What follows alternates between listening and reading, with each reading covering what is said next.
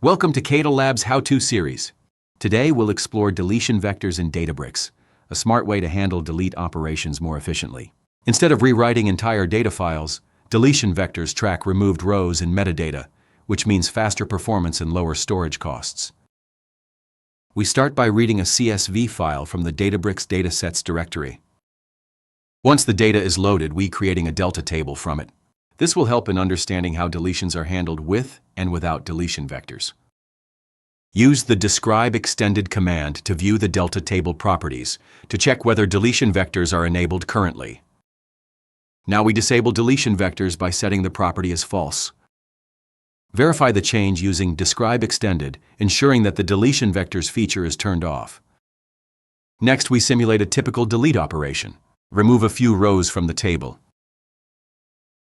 Use describe history to check the operation metrics. Since deletion vectors are disabled, we expect 1 num removed files as 1 file was rewritten to apply delete.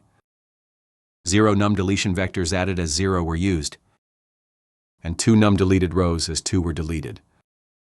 We now enable deletion vectors by setting the property true. Again, we verify this change using describe extended, ensuring that the table is now set to use deletion vectors. After enabling deletion vectors, we delete a few more rows.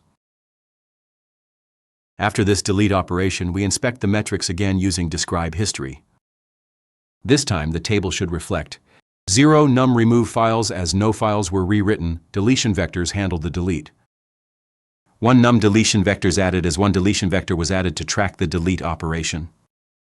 12 num deleted rows as 12 rows were deleted. This shows that deletion vectors are working as expected, helping Delta Lake handle deletes more efficiently by avoiding costly file rewrites. Stay tuned for more tutorials on Databricks. Thanks for watching.